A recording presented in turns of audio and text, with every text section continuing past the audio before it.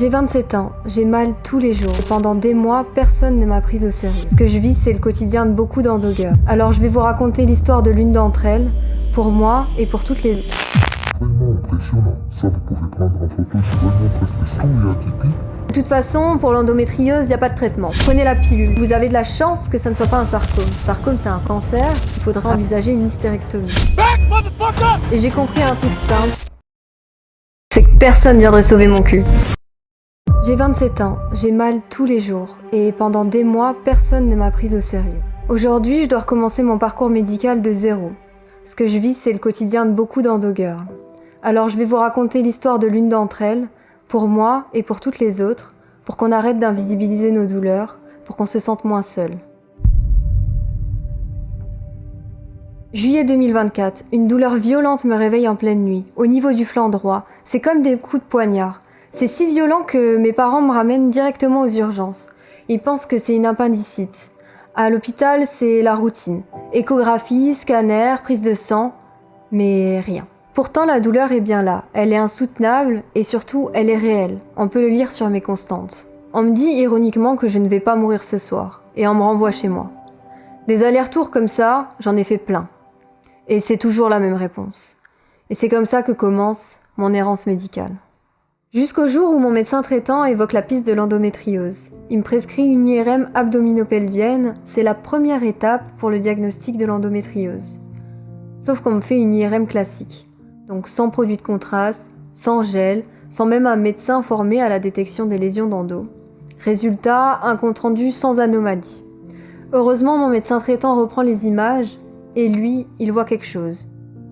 Regardez ici comme c'est vraiment impressionnant. Ça, vous pouvez prendre en photo, c'est vraiment très spécial. Ok, c'est quoi ça? C'est rien de typique, tout est atypique. Un nodule autistique, donc ça c'est une nodule. Grâce à lui, j'obtiens un rendez-vous dans un centre spécialisé en endométriose pour une seconde lecture d'IRM. Je me dis que si lui a pu voir des lésions, alors un centre spécialisé en endométriose pourrait forcément les voir et puis confirmer le diagnostic. Visiblement, j'avais tort. À peine rentrée dans le bureau du gynéco, elle me dit « c'est pas de l'endo ». J'étais pas au courant que ça pouvait se lire sur le visage des gens. Et elle rajoute, comme si c'était pas suffisant, on a pas mal au ventre quand on a de l'endométriose. On est dans un centre d'excellence en endométriose et le médecin que j'ai en face de moi ignore complètement que l'endométriose est une maladie systémique qui touche tout un tas d'organes. Et pourtant, mon ordonnance indiquait bien une atteinte digestive. Mais comme ma douleur ne correspondait pas au bouquin de médecine des années 20, alors elle a été ignorée. Et elle termine. De toute façon, pour l'endométriose, il n'y a pas de traitement. Prenez la pilule, ça calmera vos douleurs de règles. Comme si l'endométriose c'était uniquement des douleurs de règles et la pilule un dragibus qui n'avait pas d'effet secondaire. Et pour la seconde lecture d'IRM, elle savait tout simplement pas les lire. Résultat, 1 mois d'attente, 2 heures de route, pour rien. Et encore, j'ai eu de la chance d'avoir un rendez-vous en urgence. Imaginez celles qui attendent 6 mois pour le même résultat. Après ça, c'est retour à la maison, et j'entame ma descente aux enfers. À chaque cycle, c'est un cauchemar. Des hémorragies, des malaises, des douleurs atroces jusqu'à en vomir, et quand j'ai un peu moins de chance, les urgences. À chaque ovulation, j'ai l'impression d'avoir plein de plaies un peu partout sur l'abdomen. C'est comme si, en soulevant mon t-shirt, je m'apprêtais à avoir ces plaies à vif. J'arrive plus à uriner normalement, j'ai des douleurs atroces à chaque fois que je vais aux toilettes, et chaque matin, je me réveille déjà épuisée. Au travail, je pose arrêt sur arrêt. Je finis par perdre mon emploi. Mon petit ami de l'époque s'agace de me voir toujours malade et fatiguée. Mes amis, pareil, ils ne m'invitent plus. Parce que l'endométriose, c'est ça aussi. C'est pas seulement les douleurs, c'est l'isolement social. Ça vous vole des instants de vie, ça vous impose une vulnérabilité que vous n'avez pas choisie, et surtout, ça rend l'avenir incertain. J'étais au plus bas, vraiment dans une mauvaise phase. Et j'ai compris un truc simple, c'est que personne viendrait sauver mon cul. Alors j'ai établi une règle simple, une action par jour. Alors ça peut paraître insignifiant, mais à l'époque c'était tout ce que j'étais capable de faire. Ouvrir mes volets, m'exposer à la lumière du jour, marcher 5 puis 10 minutes, jusqu'à retourner à la salle de sport. Chaque petit geste me donnait un peu plus d'énergie pour le suivant, et c'est comme ça que j'ai repris le combat. N'oubliez pas une chose, c'est que peu importe qui part ou qui reste, la seule personne avec qui vous êtes sûr de finir votre vie, c'est vous-même. Alors ne cessez jamais de vous battre pour vous-même. Le combat que je menais commençait enfin à porter ses fruits. J'avais mis en place toute une routine pour calmer l'inflammation. Alimentation anti-inflammatoire, des compléments, une hygiène de vie irréprochable. Rien de miraculeux, mais pour la première fois depuis des mois, j'avais un peu de répit. Ça me redonnait de l'énergie pour chercher de nouvelles pistes de nouveaux médecins. Et c'est comme ça que j'atterris dans le bureau d'une chirurgienne digestive. Elle me dit que je vis probablement ce qu'on appelle un diagnostic différé. C'est quand chaque médecin, pris séparément, ne voit rien d'anormal, mais une fois qu'on met les symptômes bout à bout, tout indique une endométriose digestive.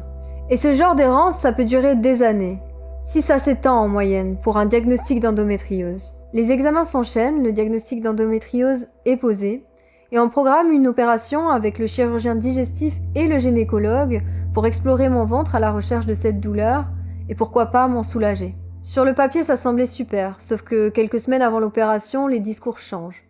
Je n'ai plus qu'un seul chirurgien, le gynéco. Alors j'insiste. On me dit de ne pas m'inquiéter, qu'il sait très bien ce qu'il fait. Alors je fais confiance. Mais je savais que j'allais le regretter.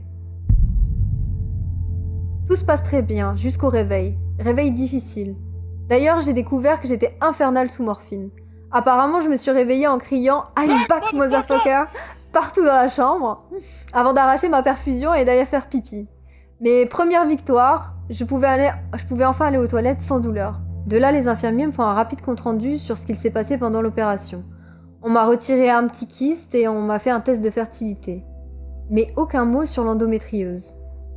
La convalescence, elle a été longue, très longue, 8 semaines. Ça me paraissait disproportionné pour simplement un petit kyste. J'apprendrai 4 semaines plus tard, au rendez-vous post-opératoire, qu'on m'a en réalité retiré une tumeur de 5 cm sur 5, un fibrome de la taille d'un citron. Alors un fibrome, c'est bénin, oui, mais mal placé, ça peut être dangereux. Là, ça écrasait littéralement mes organes. Et c'était ça la cause de mes douleurs fantômes depuis 1 an. Une tumeur d'une taille non négligeable que 2 IRM, un scanner et 2 échographies avaient raté. Comment leur faire confiance après ça ? Je suis dans le bureau du gynéco et il me dit « Vous avez de la chance que ça ne soit pas un sarcome ». Moi, je comprends plus rien. Un sarcome, c'est un cancer, alors que je viens pour un petit kyste et un test de fertilité. Il m'explique qu'il faut surveiller les fibromes de près, parce que plus la patiente est jeune lorsqu'elle les fait retirer, plus il y a de risque de récidive. Et comme on ne sait pas si c'est cancéreux avant d'opérer, il faudrait envisager une hystérectomie, c'est-à-dire me retirer l'utérus. Je sais pas si vous vous rendez compte le choc que c'est à 27 ans quand on n'a pas d'enfant d'entendre ça. Et en parlant d'enfant, je lui demande le résultat de mon test de fertilité, ce à quoi il me répond qu'il l'a pas noté et que de toute façon, si j'ai envie de savoir, j'ai qu'à essayer de faire un gosse. D'ailleurs, vous vous souvenez de ma douleur à droite, celle où j'avais bien insisté pour avoir les 2 chirurgiens et où j'ai eu que ce gynéco? C'était quand même la raison principale de mon opération. Eh bien, il me dit qu'il a pas regardé parce que, je cite, lui, il est gynécologue, pas chirurgien digestif. Aujourd'hui, les erreurs médicales, elles sont récurrentes et même banalisées. Mais moi, je trouve ça trop grave. Et je pense qu'il faut en parler, parce que si on veut que les choses changent, ça commence à notre échelle. 6 mois ont passé, et si le retrait du fibrome m'a soulagée, ça n'a pas effacé l'endométriose. J'ai toujours cette douleur à droite. Je m'entraîne avec, je dors avec, bref, je vis avec. J'ai dû faire énormément de recherches pour retrouver un semblant de confort de vie. Régler tout un tas de problématiques toute seule, comme l'acné hormonale, les troubles digestifs, la fatigue, les douleurs et l'inflammation chronique. Vivre avec une maladie inflammatoire, ça n'a rien de drôle. Il y a plein de choses simples que je ne peux plus faire, ne serait-ce que manger ce que j'aime ou profiter du soleil. C'est comme si j'étais employée à temps plein de ma maladie et que j'avais pas de vacances. Si j'ai décidé de vous raconter tout ça, c'est parce que je sais que je ne suis pas la seule. C'est malheureusement le quotidien de beaucoup trop de femmes. Ça a été dur de le raconter, mais si toi, derrière ton écran, qui souffre sans diagnostic, sans pouvoir poser de mots sur tes douleurs, si ça t'a fait prendre conscience que ta douleur compte et que tu n'es pas seule, alors pour moi, ça aura valu le coup. Aujourd'hui, j'ai choisi de faire de mon histoire une force. Et c'est pourquoi, 6 mois après mon opération, j'ai décidé de relever un défi que j'aurais pensé impossible il y a 6 mois, faire mon premier Aerox solo à Paris ce 24 octobre. Alors rendez-vous fin octobre sur mon Instagram pour voir jusqu'où la résilience peut m'emmener.